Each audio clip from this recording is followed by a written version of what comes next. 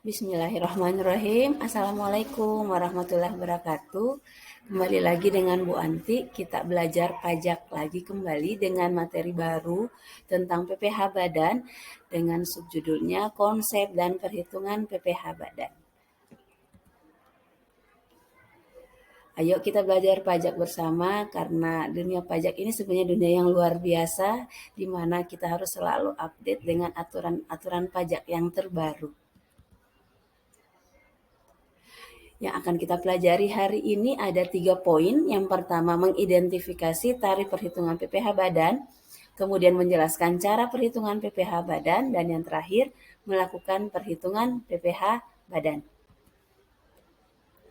Untuk tarif PPh Badan di sini ada 3 tarif yang akan kita bahas, yaitu tarif peraturan pemerintah nomor 23 dan kemudian tarif pasal 17 dan yang terakhir tarif pasal 31E. Untuk tarif PPh Badan pasal 23 tahun 2018 ini dia menggantikan peraturan pemerintah yang sebelumnya tahun nomor 46 tahun 2013 yang dia pangkas tarifnya dari 1% menjadi 0,5% per omset setiap bulannya. Jadi ceritanya dasar untuk menghitung PPh Badan terutang dengan menggunakan peraturan ini, peraturan pemerintah nomor 23 ini dasar perhitungannya itu dari omset. Oke, dari omset penjualan tiap bulannya dengan tarif 0,5% per bulan. Harap diperhatikan tarif ini hanya boleh diterapkan bagi pelaku usaha mikro, kecil, dan menengah atau UMKM atau badan usaha yang peredaran brutonya masih di bawah dari 4,8 miliar rupiah. PPh Badan ini bersifat final. Perlu diingat meskipun praktis tarif 0,5% ini tidak bisa kita nikmati selamanya karena hanya berlaku 4 tahun untuk wajib pajak berbentuk CV, firma, dan koperasi. Kemudian hanya berlaku 3 tahun untuk perusahaan yang berbentuk PT atau perseroan terbatas. Di sini kita bisa lihat contoh perhitungannya. Di sini kita bisa lihat untuk CV Sakura, dia merupakan kategori UMKM pada tahun 2019 memiliki peredaran bruto sebesar 2 miliar 100 juta rupiah dengan rincian omsetnya per bulan kita bisa lihat Januari nilainya 165 juta, Februari 160 juta rupiah, Maret 174 juta dan seterusnya. Untuk perhitungan PPh Badan dengan menggunakan pasal 23 ini tinggal dikalikan tarif 0,5% dikalikan omset tiap bulan.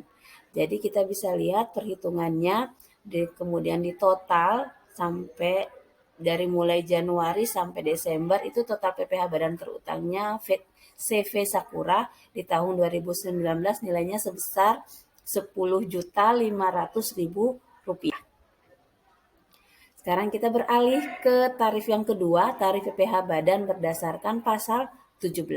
Untuk PPh Badan pasal 17 ini dia masuk kategori PPh tidak final. Beda dengan yang tadi pasal 23 itu masuk kategori PPh final. Kalau ini tidak final, di mana dia hitung pada saat akhir tahun atau akhir periode setelah diketahui berapa penghasilan kena pajaknya untuk perusahaan ini. Dan perusahaan ini yang masuk kategori pasal 17 bagi perusahaan yang memiliki peredaran bruto atau omset penjualannya dalam setahun itu lebih dari, ingat ya, lebih dari 50 miliar rupiah. Dan tarifnya ini adalah nilainya 25% atau 20% dengan syarat tertentu. Contoh perhitungan kita bisa lihat di sini contohnya PT Maju Bersama di tahun pajak 2019 memiliki peredaran bruto sebesar 54 miliar. Ingat tadi kan aturannya kan harus di atas 50. Jadi ini sudah jadi 54, jadi dia masuk kategori perhitungan PPh Badan dengan menggunakan pasal 17. Nilai PKP-nya nilainya 4 miliar, maka besarnya PPh Badan terutangnya kita tinggal kalikan. Tarif tadi 25% dikalikan 4 miliar. Ingat yang kita kali dasar perhitungannya itu adalah PKP bukan omset. Bukan omset penjualan ya. Jadi 25% dikali 4 miliar dan nilainya adalah 1 miliar rupiah untuk PPh Badan terutang yang dimiliki oleh PT Maju Bersama di tahun 2019. Kita lanjut tarif yang ketiga. Untuk tarif yang ketiga berdasarkan pasal 31E, dia sama seperti yang tadi pasal 17. PPh badan ini bersifat tidak final, berarti yang kita pakai dasar perhitungannya itu adalah penghasilan kena pajak. Untuk badan usaha di sini yang omset penjualan dalam 1 tahunnya itu yang sebelumnya tadi harus di atas 50, kalau yang ini untuk 31E itu peredaran brutonya di bawah dari 50 miliar rupiah. Dan tarifnya ini ada 2 versi, ada istilahnya tarif dapat fasilitas dengan tidak dapat fasilitas. Kalau yang dapat fasilitas berarti nilainya 50% kali 25% tarifnya, kemudian tinggal dikalikan dengan penghasilan kena pajak, sedangkan tarif yang tidak dapat fasilitas berarti ya perhitungannya 25% dikali berapa penghasilan kena pajaknya. Kita bisa lihat nanti ini di contoh soal. Di sini contoh soal kita bisa perhatikan di laporan keuangannya PT Putra Perdana, peredaran brutonya senilai 4.525 juta rupiah dengan PKP-nya senilai 560.750.000 rupiah. Jadi karena peredaran brutonya masih di bawah dari 4,8, jadi tarif pajak yang dia miliki adalah tarif dapat fasilitas. Kenapa tarif dapat fasilitas? Hanya dapat satu tarif saja karena peredaran brutonya tadi yang aturan 4,8 tadi, karena di sini cuma 4.525 juta. Jadi perhitungan tarif pajak PPh terutangnya langsung dikalikan 50% kali 25% kali 560 juta 750.000 rupiah. Dengan hasil perhitungan 70 juta 93.750 rupiah. Contoh perhitungan yang kedua, dengan menggunakan tarif PPh badan pasal 31E, ini contohnya kalau peredaran brutonya itu lebih dari 4,8 miliar rupiah. Kita bisa lihat contoh di sini perhitungan PPh badan terutangnya ini omsetnya ini 13.500.000 rupiah.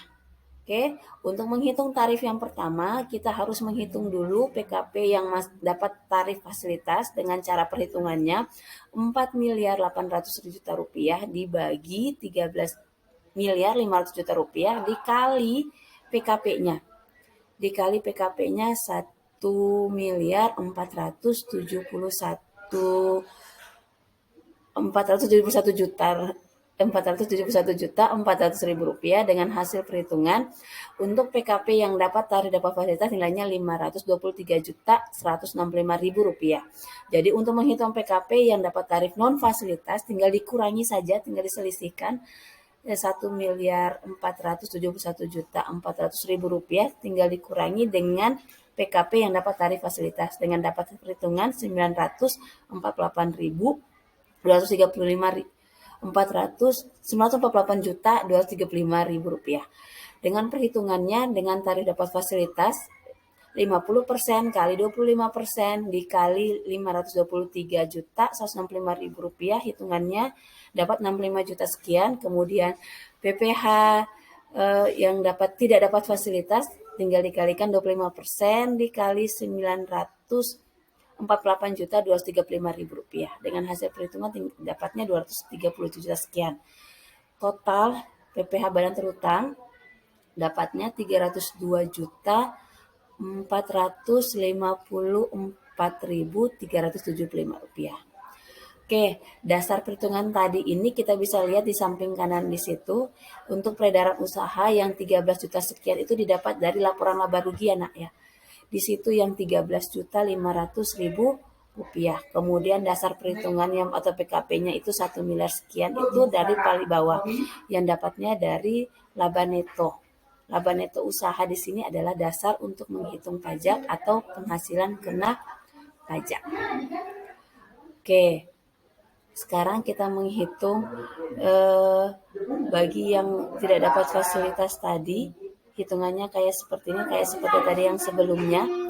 Perhitungannya yang tadi yang sudah kita jelaskan yang sebelumnya. Jadi yang PPh badan terutang untuk PT Nusara Sakti ini adalah sebesar Rp302.454.375.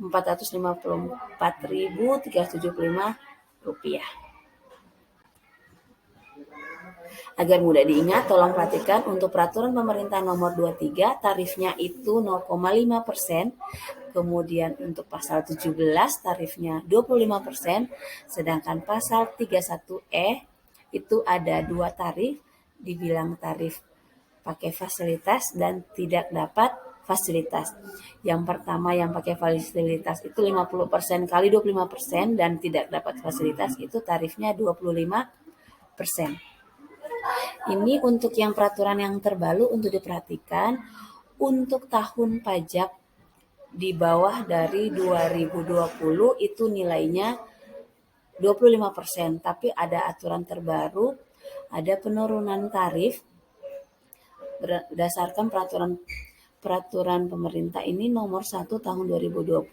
Pemerintah menurunkan tarif pajak penghasilan badan, tarif PPh badan sebelumnya dari 25% menjadi 22%. Yang tarif ini berlaku di tahun 2020 dan tahun 2021. Sedangkan tarif 20% berlaku mulai di tahun 2022 ini. Oke, terima kasih untuk hari ini yang sudah kita belajar bersama. Besok nanti kita akan menerapkan konsep ini untuk soal yang lebih kompleks.